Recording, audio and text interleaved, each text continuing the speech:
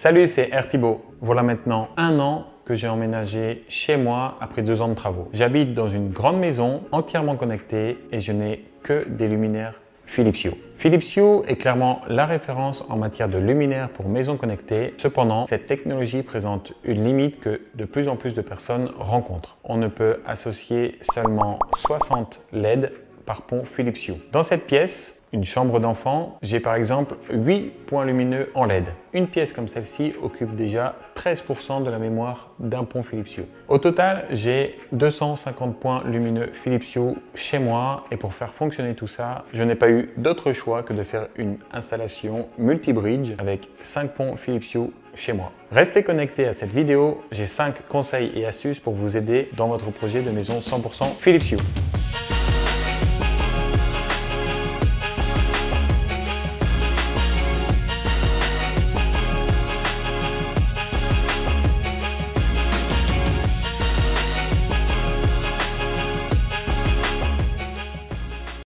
C'est volontaire, mais dans cette vidéo, j'emploierai parfois le mot hub Philips Hue, parfois je dirais le pont ou encore le bridge Philips Hue. À chaque fois, il s'agit de la même chose. Je parle de lui.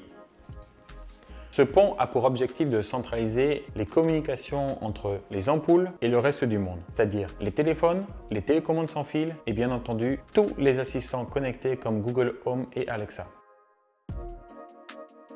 Je me suis lancé en 2020 dans mon projet de maison 100% Philips Hue et je ne le regrette pas. J'ai beaucoup hésité à me lancer dans une installation multi-bridge Philips Hue car j'avais peur de choisir une option gadget et si vous me suivez sur ma chaîne, j'ai horreur des maisons gadgets. Ça fait plus d'1 an que j'ai 5 bridges Philips Hue chez moi et ça marche super bien, j'en suis ravi. Mon électricien m'a déjà posé la question, oui, la fameuse question, pourquoi as-tu autant de bridges? À ce niveau et vu la taille de ta maison, pourquoi tu n'es pas passé par un professionnel de la domotique pour installer une armoire à la cave avec tous les câbles partout dans la maison?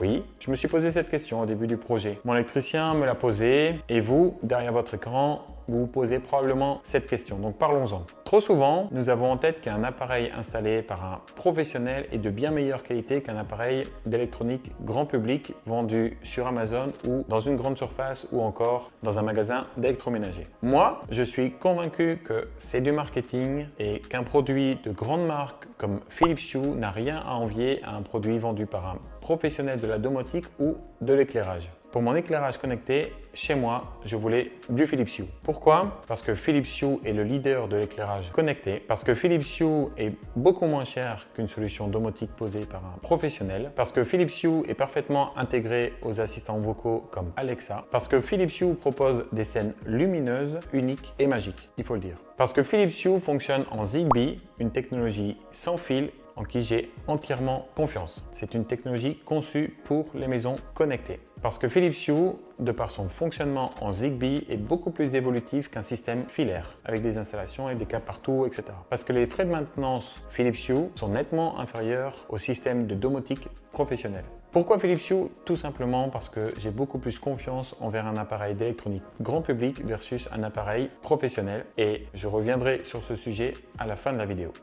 Thibaut, balance tes conseils et astuces. Ok, voilà mes conseils.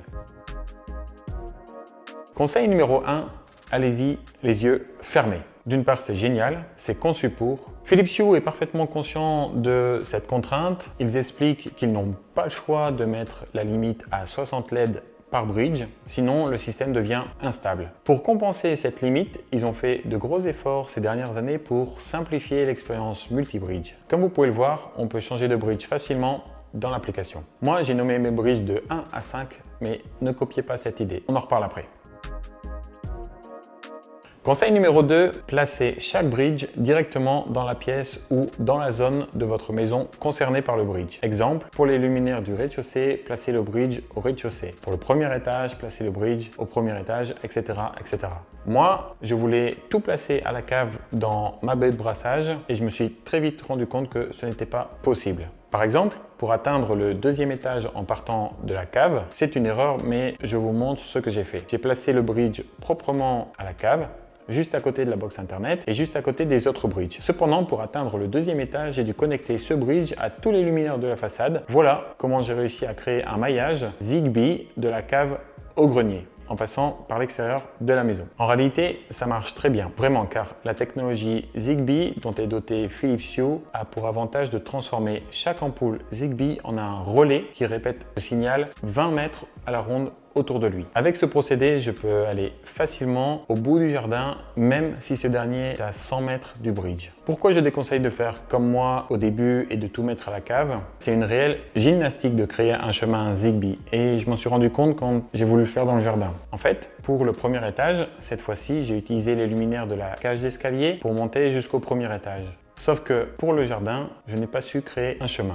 Je n'ai pas su sortir de la cave puisque les luminaires de la cage d'escalier étaient utilisés. J'ai donc pris mon bridge et je l'ai placé dans le garage directement. Pour cela, j'avais juste un prérequis, il me fallait une arrivée Ethernet dans le garage et bien entendu, c'était prévu. Donc en résumé, placez directement le bridge dans la zone dans laquelle il va rayonner. Pour cela, prévoyez une arrivée réseau RJ45.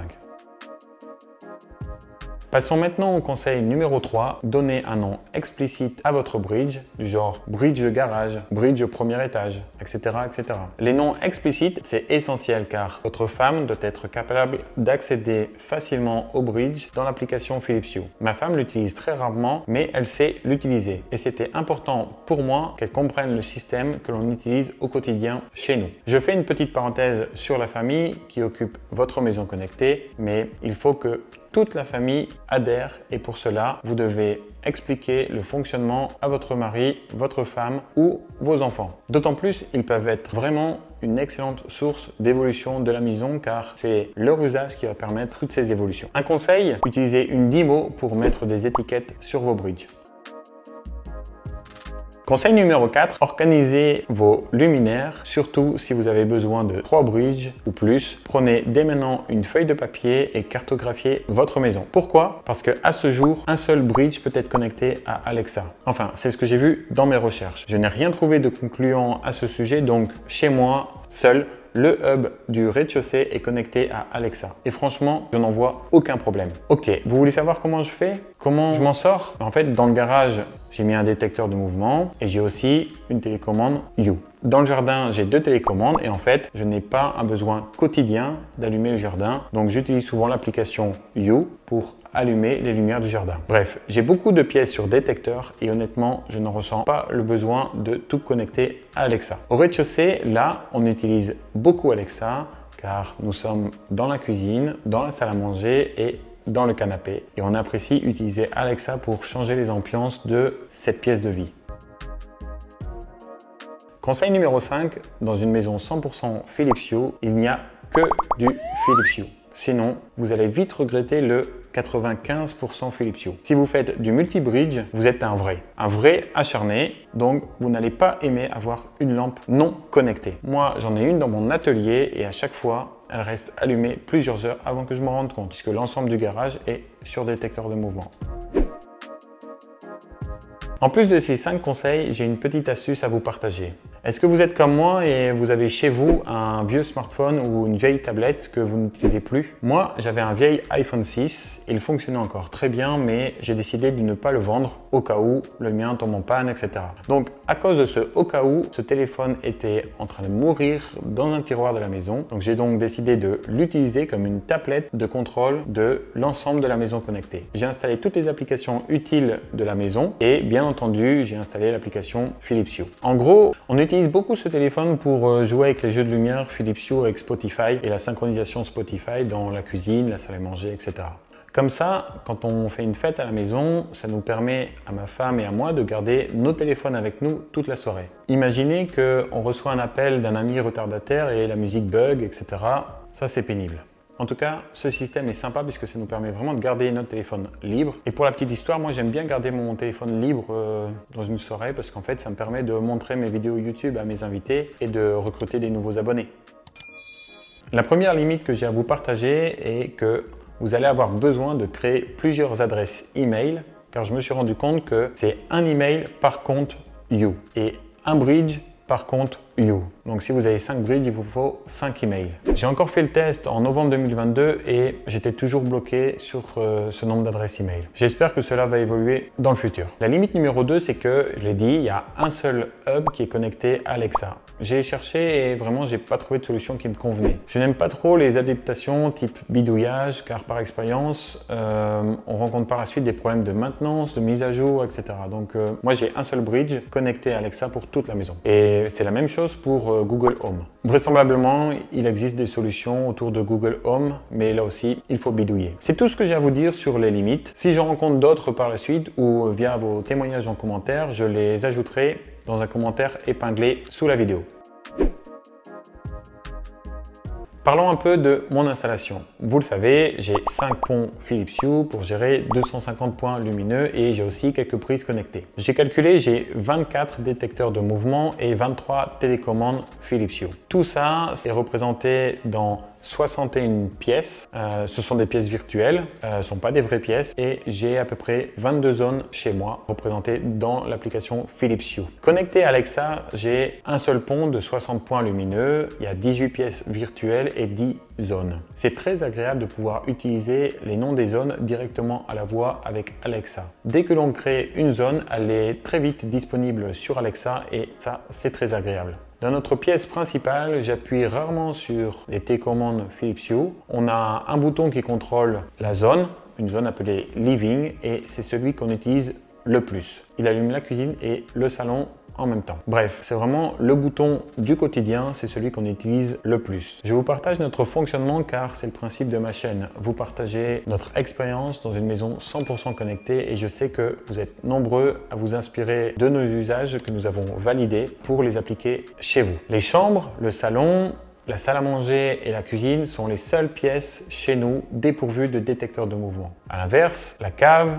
les toilettes, la buanderie, le cellier, le couloir, les escaliers, le garage, le dressing, la salle de bain, eux s'allument uniquement sur détecteur et j'ai pris le soin de régler l'ensemble des détecteurs pour qu'ils ne se déclenchent pas la journée quand on a une lumière naturelle. Dans la salle de bain, moi je vous conseille de mettre un timer de 5 ou 7 minutes versus 1 minute partout ailleurs. Ainsi, dans la salle de bain, le détecteur n'éteint pas trop vite les lumières de la salle de bain quand vous êtes derrière le rideau de douche ou immobile dans la baignoire. Mon conseil est de tout de même placer une télécommande dans la salle de bain pour éteindre la lumière de la salle de bain en sortant ou utiliser le timer quand vous êtes dans votre bain par exemple.